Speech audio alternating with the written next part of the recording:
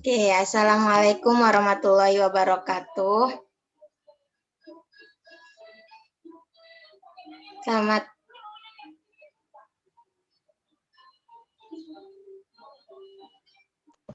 Waalaikumsalam warahmatullahi wabarakatuh. Selamat siang kepada teman-teman yang lain yang saya cintai, yang sedang berbahagia. Pertama-tama marilah kita panjatkan kepada puji dan syukur kepada Allah Subhanahu wa taala yang telah memberikan rahmat, kesehatan dan keselamatan sehingga kita dapat berkumpul di acara pengabdian pada masyarakat ini. Adapun topik yang akan kami bahas itu tentang hadis tentang wabah adalah rahmat bagi orang-orang mukmin. Perkenalkan, nama saya Gian Margiana yang akan bertugas sebagai moderator pada hari ini.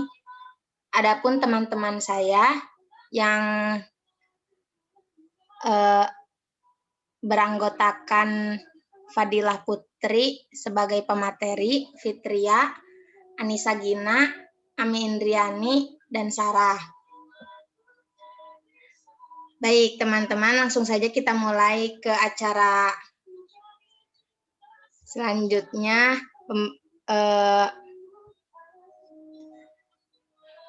Pembacaan hadis yang akan dibacakan oleh Fitria.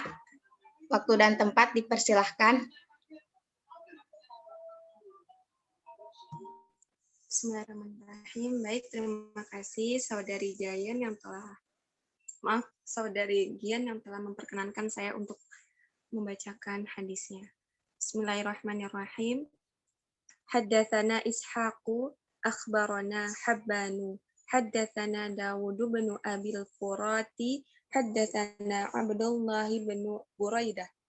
An Yahya bin Ya'mar an Aisyah zaujin Nabi sallallahu alaihi wasallam anna akhbarathu anna sa'alat Rasulullah sallallahu alaihi wasallam anit ta'uni fa akhbaraha Nabiyullah sallallahu alaihi wasallam annahu kana 'adaban yab'athuhu Allah 'ala man yasha' faja'alahu Allah rahmatan lil mu'minin falaysa min 'abdin yaqa'u ta'unu fayamkuthu fi baladi sabiran ya'lamu annahu lan yusibahu illa ma kataballahu lah illa kana lahu mithlu ajri syahid. Rawahul Bukhari. Artinya, menceritakan kepada kami Ishaq, mengabarkan kepada kami Habban, menceritakan kepada kami Daud bin Abi al-Furat, menceritakan kepada kami Abdullah bin Buraidah dari Yahya bin Ya'mar dari Aisyah istri Rasulullah. Ia memberitahukannya bahwa dirinya pernah bertanya kepada Rasulullah perihal beritahunya. Dahulu ta'un adalah siksa yang dikirimkan Allah kepada siapa saja yang dikehendakinya.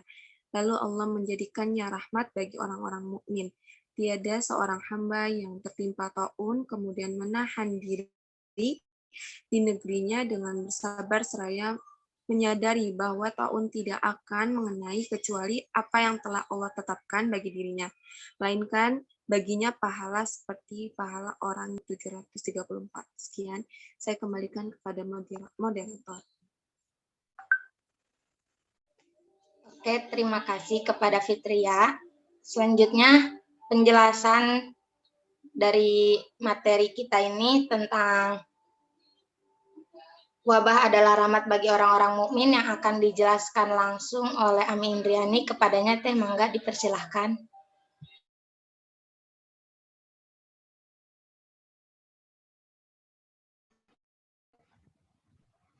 Baik, terima kasih kepada moderator Gian Margiana. Selanjutnya saya akan menjelaskan penjelasan dari asal dari wazan fa'ul yang berakar. Kata ta'an yang memiliki arti penusukan, penikaman, pencemaran nama baik, lalu ini menyimpang dari arti asalnya dan digunakan sebagai istilah bagi wabah mematikan.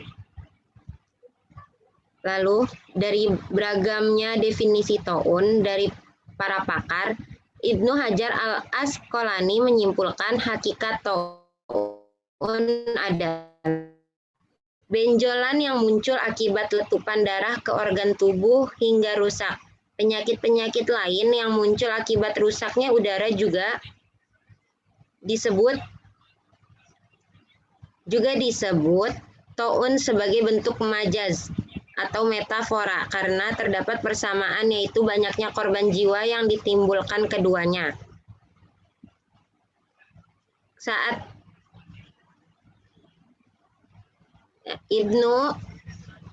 menjelaskan hadis ini, Ibnu Hajar al-Asqalani mengutip hadis lain riwayat Ahmad. Taun adalah kesyahidan untuk orang-orang mukmin dan rahmat bagi mereka. Dan taun adalah akibat dari perbuatan keji bagi orang-orang kafir. Dalam hadis ini sangat jelas bahwasannya Muslim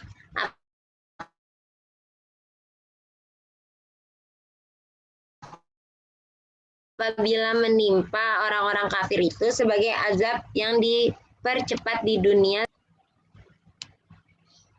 Pahala kesyahidan bagi orang yang meninggal akibat taun diperoleh dengan apabila orang itu bersabar, artinya tidak cemas dan khawatir terhadap apa yang menimpanya, melainkan ia menyerahkan urusannya pada Allah serta merasa ridho atas ketetapannya. Yang kedua, berdiam diri di tempat terpaparnya wabah taun, kemudian tidak keluar melarikan diri dari tempat itu. Yang ketiga, menyadari bahwa taun tidak akan menimpanya kecuali telah digariskan Allah untuknya. Namun jika ia berdiam diri dengan perasaan takut dan cemas atau menyesali mengapa dirinya tidak pergi keluar saja dengan anggapan apabila ia keluar tidak akan terpapar taun, dan dengan diamnya di tempat tersebut menyebabkan dirinya terpapar, maka yang seperti ini tidaklah memperoleh pahala kesyahidan, meskipun meninggal karena taun. Hal ini disebabkan pesimisme yang melahirkan keluh kesah dan marah atas takdir Allah serta tidak menyukai pertemuan dengannya. Sekian penjelasan dari saya. Selanjutnya saya kembalikan kepada moderator. Terima kasih. Terima kasih kepada Mindiani atas penjelasannya. Dilanjutkan kesimpulan yang akan disampaikan oleh Gina.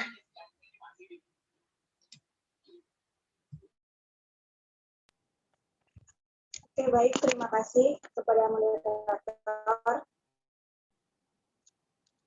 Selanjutnya itu kesimpulan. Dari pengertian taun yang diutarakan para pakar dapat diambil kesimpulan bahwasannya taun adalah jenis penyakit khusus dengan gejala tertentu. Jadi, setiap wabah yang menular belum tentu taun kecuali sebagai analogi atau kiasan. Maka pandemi COVID-19 bisa saja dianalogikan atau dikiaskan dengan penyakit taun ini. Pahala kesyahidan bagi orang yang meninggal akibat taun diperoleh dengan beberapa syarat, yaitu sabar. Apabila orang itu bersabar, artinya tidak cemas dan khawatir terhadap apa yang menimpanya, melainkan ia menyerahkan urusannya kepada Allah serta merasa ridho atas ketetapannya. Berdiam diri di tempat terpaparnya wabah taun, kemudian tidak keluar melarikan diri dari tempat itu, dan menyadari bahwa taun tidak akan menimpanya kecuali telah digariskan Allah untuknya. Sekian dari saya. Selanjutnya saya kembalikan kepada moderator. Terima kasih. Oke, terima kasih kepada Tegina yang telah membacakan kesimpulan. Dilanjut, nilai-nilai pendidikan yang dapat kita ambil akan disampaikan oleh Kak Sarah.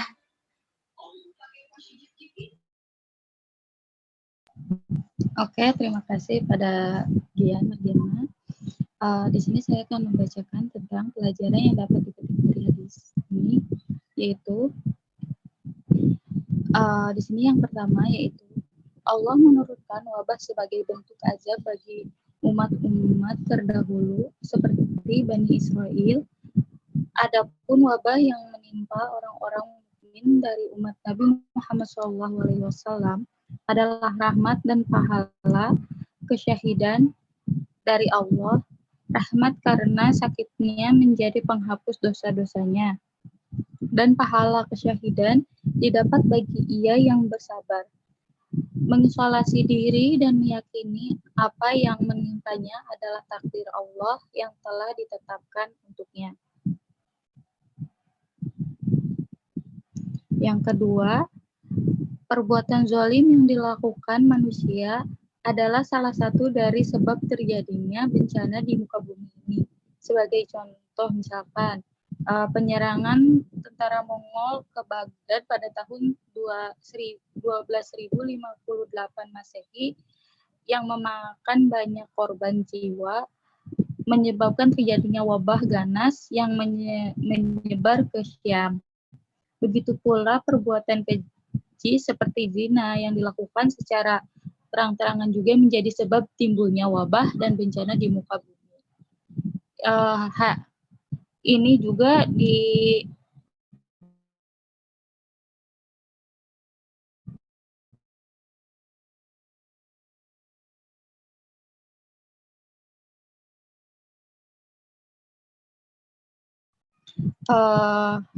Ta'ala surat Bismillahirrahmanirrahim. Zaharul masyadu fil bari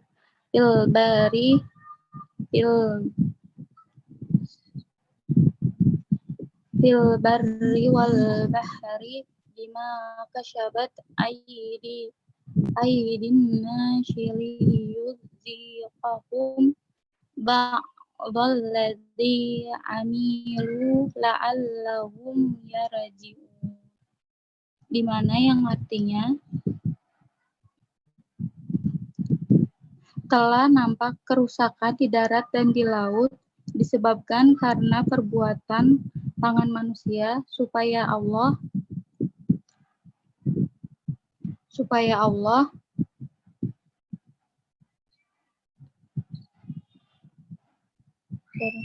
disebabkan perbuatan tangan manusia, Allah menghendaki agar mereka merasakan sebagian dari akibat perbuatan mereka, agar mereka kembali ke jalan yang benar.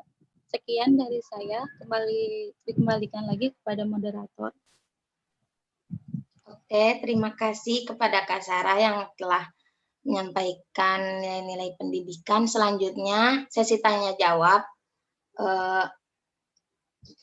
Dipersilakan kepada audiens yang ingin bertanya, bisa di kolom chat atau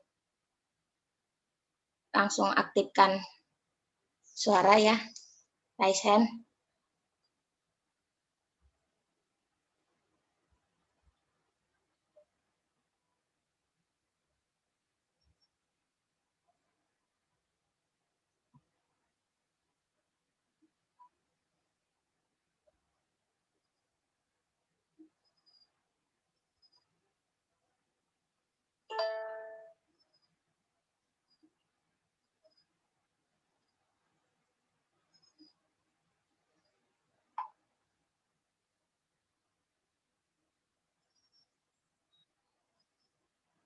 Mangga teman-teman ada yang ingin ditanyakan atau kita diskusi aja ya, diskusi santai, sharing-sharing ilmu.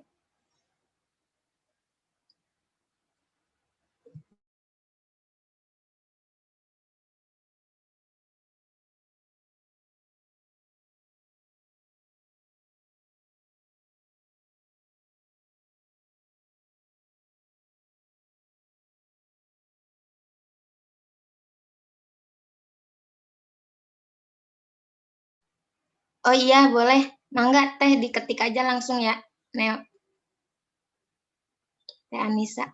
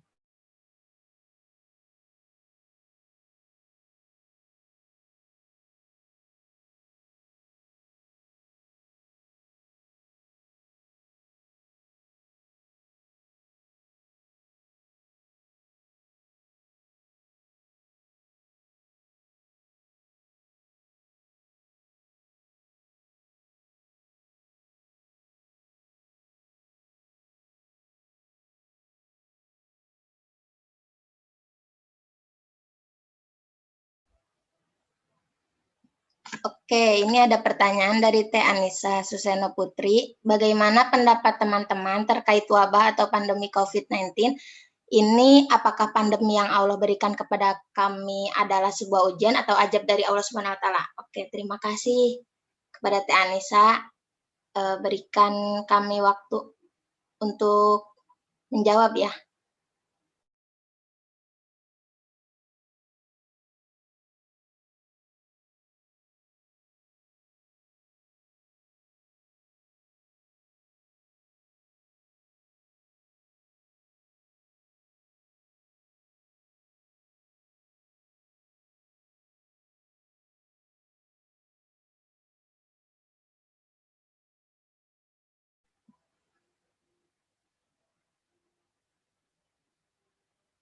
Oh iya, mungkin ada yang baru masuk ya.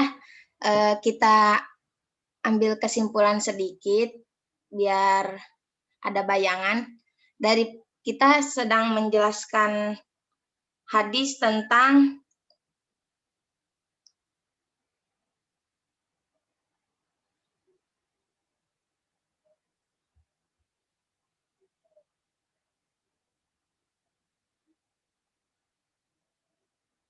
tentang wabah adalah rahmat bagi orang-orang mukmin.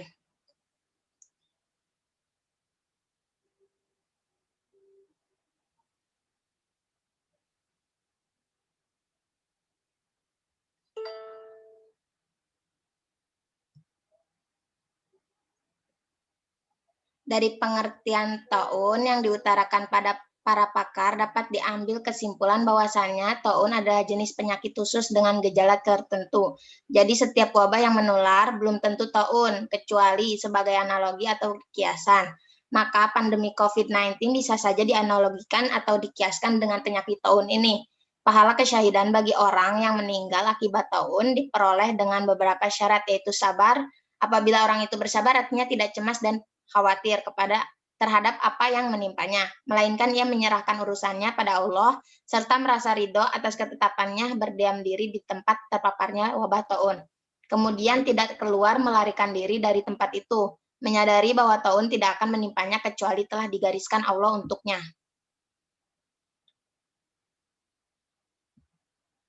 Mungkin sekian.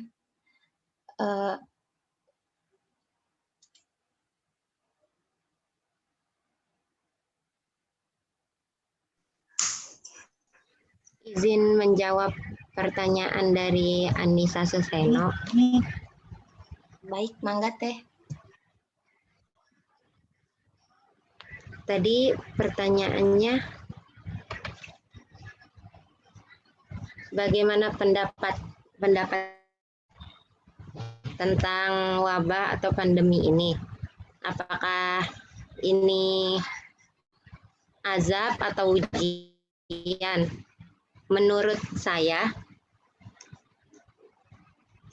ini banyak halnya ya. Bisa jadi ujian, bisa jadi juga azab. Bisa disebut ujian yaitu untuk ujian keimanan bagi kita sebagai hamba, untuk meningkatkan kualitas keimanan kita, terus ketakwaan kita kepada Allah, karena kan sebagai manusia itu banyak kehilafan dan banyak perbuatan-perbuatan yang terkadang tidak kita ketahui gitu ya, terkadang tidak kita sengaja, tidak kita inginkan terjadi. Mungkin Allah bisa jadi pandemi ini bisa menjadi ujian untuk kita, karena ya maaf, tadi Zoom-nya mati. Baik, saya lanjutkan. Izin menjawab pertanyaannya dari Anissa Suseno. Anissa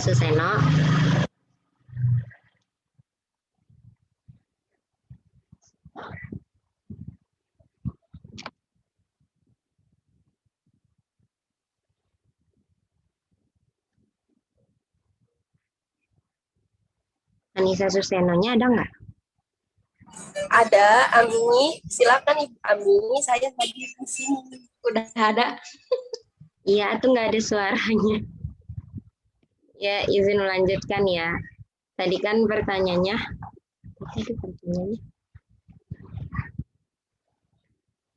pertanyaannya hilang. Iya, bagaimana pendapat kita ya tadi?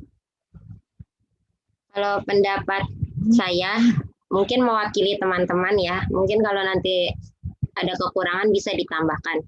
Jadi menurut saya itu pandemi ini diturunkan itu bisa sebagai ujian, bisa juga sebagai azab, atau bisa juga sebagai teguran. Karena bisa disebut sebagai ujian yaitu karena kurangnya kita, kurang keimanan, kurang ketakwaan kita kepada Allah, membuat Allah menurunkan ujian pandemi ini agar kita bisa lebih bertakwa, lebih beriman lagi, dan lebih bisa menerima dan menghadapi situasi apapun yang diberikan mungkin ya. Dari yang saya dapat dan bisa saya ambil dari pandemi tersebut seperti itu. Terus mungkin bisa dikatakan sebagai azab itu karena banyaknya yang kita lihat di Indonesia, banyak yang melakukan maksiat, banyak yang melakukan perbuatan-perbuatan yang keji atau perbuatan-perbuatan dosa yang tidak diinginkan oleh, yang mungkin orang lain tidak, menurut orang lain tidak baik dan mungkin juga tidak diterima oleh Allah. Makanya pandemi ini bisa menjadi azab juga. Terus bisa juga menjadi teguran agar kita sebagai hamba Allah tahu gitu, dengan adanya musibah ini itu berarti menjadi teguran buat kita, terus membuat manusia, mungkin dengan adanya pandemi ini membuat manusia bisa menjadi kekuatan untuk kita, terus bisa melakukan, bisa menghindari dan menjauhi hal-hal yang seharusnya tidak dikerjakan dan tidak didekatkan gitu. Jadi mungkin sebagai ujian bisa, sebagai azab bisa, sebagai teguran bisa. Terus kan pemerintah, dengan adanya pandemi ini pemerintah melarang kita untuk mendekati kerumunan, untuk berdiam di rumah. Dengan seperti itu kita bisa lebih menambah keimanan kita, ketakwaan kita, kesabaran, ikhtiar, dan keimanan yang lebih lagi untuk kita di rumah. Mungkin kita bisa lebih membaca buku agama atau mempelajari ibadah-ibadah, yang mengerjakan ibadah-ibadah yang belum kita kerjakan, dan mengerjakan amalan-amalan yang mungkin jarang kita lakukan jika kita sedang berada di luar gitu. Mungkin segitu yang bisa saya sampaikan. Bagaimana Anissa Suseno?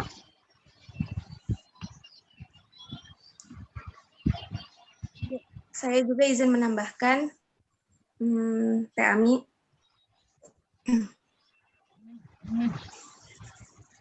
Ya, baik. Ya, saya juga setuju ya tadi apa yang disampaikan oleh Teh Ami. Tadi kan pertanyaannya Saudari Neo itu, apakah pandemi ini berupa termasuk ujian atau azab gitu ya. Sebenarnya ini juga kita tadi udah dijelasin sama Ami gitu ya, kalau ini juga bisa disebut ujian ataupun azab.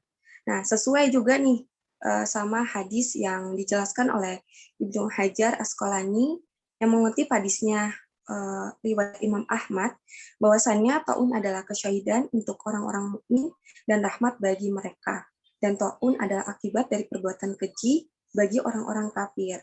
Nah, terus dilanjut juga oleh riwayat dalam hadis Ibnu Umar yang diriwayatkan oleh Ibnu Majah dan Al-Baihaqi disebutkan, datang taun akibat nampaknya perbuatan keji. Tidaklah perbuatan keji dilakukan suatu kaum hingga mereka melakukannya dengan terang-terangan, kecuali menyebarlah wabah taun dan kesakitan bagi mereka yang tidak pernah dirasakan oleh umat-umat sebelumnya.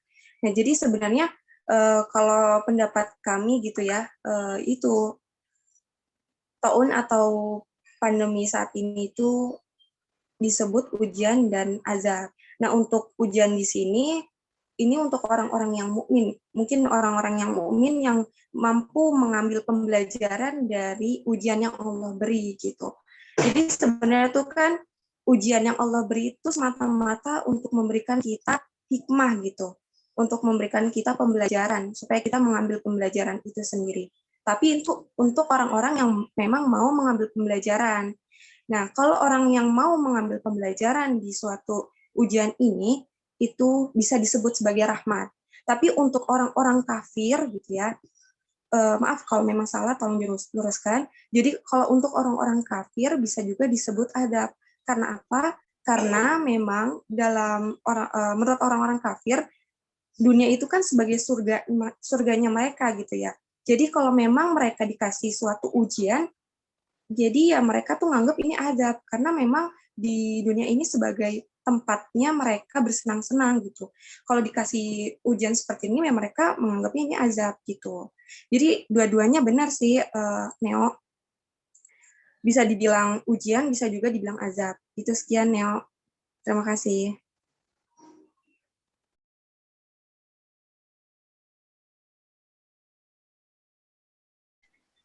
Baik, ini ada pertanyaan dari Tedia Farhana Ridwan. Di kesimpulan disebutkan bahwa pahala kesyahidan didapatkan dengan beberapa syarat, yaitu sabar dan berdiam diri. Pertanyaannya, bagaimana jika seseorang diharuskan pergi dari wilayah yang terpapar wabah dan meninggal saat dalam perjalanan tersebut? Apakah orang tersebut dapat pahala syahid atau tidak, mengingat orang tersebut keluar dari wilayah yang terpapar? Terima kasih pada Teddy atas pertanyaannya. Ya, baik. Izin menjawab, Saudari Gian, boleh? Mangga, Teh. Ya, jadi kesimpulannya gini, bukan pertanyaannya bagaimana jika seseorang itu keluar dari wilayahnya karena suatu kepentingan gitu ya. Terus dia meninggal di tengah jalan. Apakah masih bisa dikatakan syahid atau tidak gitu ya? Baik, bismillahirrahmanirrahim, izin menjawab. Kalau dari hadis yang sudah dijelaskan oleh riwayat Imam Ahmad, yang di dalamnya itu berisi tentang anjuran seseorang yang memang ketika negerinya itu atau di wilayah lain terkena wabah, maka kita harus berdiam diri gitu ya, baik di tempat maupun kita menjauhi wilayah yang terkena wabah. Nah, kalau untuk orang yang pergi karena suatu kepentingan gitu ya, kan memang pada pertemuan keberapa gitu kita pernah yang ngebahas bahwasannya orang-orang yang emang ingin keluar gitu karena suatu kepentingan gitu, itu dihukumi dengan makruh gitu. Makruh karena memang diperbolehkan juga kalau memang dia ada suatu kepentingan yang sangat mendesak gitu. Nah, kita juga kan dianjuri untuk berdiam diri gitu ya, untuk tidak mendekati wilayah yang terkena wabah maupun negara kita sendiri ada wabah gitu kan. Nah, sebenarnya berdiam diri juga bukan semata-mata berdiam diri tidak mengerjakan suatu hal apapun, tapi berdiam diri di sini ya mengerjakan suatu amalan-amalan yang memang mendekatkan diri kita kepada Allah gitu. Jadi untuk orang yang memang pergi suatu kepentingan dan dia mati di tengah jalan atau meninggal di tengah jalan dan dia memiliki ketawakalannya, dia bertawakal kepada Allah bahwasannya seseorang akan terkena wabah jika Allah menghendaki gitu ya, benar-benar bertawakal kepada Allah dan dia meninggal di perjalanannya, bisa juga dikatakan syahid, tapi wallahu alam, kembali lagi kepada Allah karena Allah yang lebih tahu gitu orang mendapatkan pahala syahid atau tidak. Sekian, segitu sih menurut saya. Mungkin di sini teman-teman ada yang ingin menambahkan? Iya, makasih buat Mbak Pit. Izin menambahkan ya. Kalau menurut saya setuju pendapat dari Mbak Fitria. Mungkin saya akan menambahkan sedikit, di mana kita bertawakal yang seperti yang udah dijelaskan Mbak Fit, yaitu berserah diri sama Allah, yakin kepada Allah gitu kan, bahwa kalau emang nggak apa sih, bukan kehendak Allah, kita nggak bakal kena gitu. Nah, tapi di sini juga kita harus punya apa ya, bertawakal dengan cara, melakukan protokol kesehatan gitu, dengan memakai masker, terus, berjaga jarak gitu kan, kayak gitu sih. Jadi, eee, nggak cuman kita yakin aja bertawakal kepada Allah, tapi juga melakukan, eee, melakukan sesuatu yang sudah ini loh, supaya terhindar dari penyakit itu. Kita ada effort buat, melakukan sesuatu supaya tidak kena itu, bukan tawakal dengan cuman ya udah berserah tanpa kita memakai masker dan, berjaga jarak. Mungkin seperti itu sih dari saya. Terima kasih. Ya, izin menambahkan juga ya Teh. Setuju dengan pendapat Kak Sarah dan Mbak Fitria. Jika memang mengharuskan untuk keluar atau pergi dari negara yang sedang terpapar tersebut, dan itu memang harus, tentunya kita juga harus menerapkan protokol kesehatan sebagai upaya kita untuk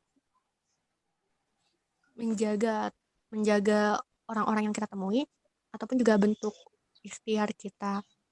Nah, untuk pahala, sebagai manusia biasa kita tentunya tidak mengetahui seberapa besar pahala yang Allah berikan terhadap kita, ataupun itu termasuk ke dalam syahid atau tidaknya gitu, karena pahala itu kan yang menentukan Allah, ya Allah Subhanahu wa taala gitu. Sebagai manusia biasa tentunya kita tidak mengetahui, tetapi kita juga tetap harus berusaha dan berupaya untuk menangani keadaan tersebut.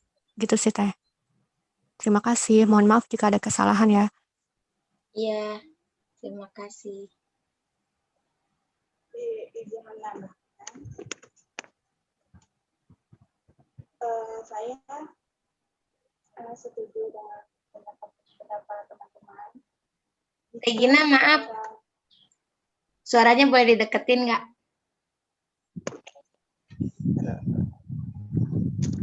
Nah, oke. Saya setuju dengan pendapat teman-teman yang sudah dijelaskan tadi, bahwasanya jika seseorang itu diharuskan pergi dari wilayah yang terpapar wabah dan meninggal saat dalam perjalanan, orang tersebut itu meninggalnya itu mati syahid bila bersaksi akan berkeimanan kepada Allah ketika hidup, juga bersabar dan tawakal akan adanya wabah tersebut. Sekian sih dari saya, hanya itu saja. Terima kasih. Terima kasih kepada Kedengaran? Teteh. Kedengeran. Alhamdulillah. Bagaimana Teh Dia, apakah jawabannya cukup atau dirasa kurang? Alhamdulillah cukup. Terima kasih Alhamdulillah. teman-teman. Ya, terima kasih ya. Mungkin mengingat waktu sudah sore ya teman-teman, jika tidak ada yang ingin ditanyakan atau tidak ada yang menambahkan, dirasa cukup. Jika dirasa cukup, nggak ada lagi pertanyaan atau tambahan yang ingin ditambahkan, pertemuan pada hari ini kita tutup, kita akhiri. Kurang lebihnya mohon dimaafkan. Sekian, terima kasih untuk teman-teman yang sudah ikut gabung. Semoga materi yang kami sampaikan dapat bermanfaat bagi teman-teman semua. Amin. Oke, wassalamualaikum warahmatullahi wabarakatuh. Waalaikumsalam warahmatullahi wabarakatuh. Terima kasih teman-teman.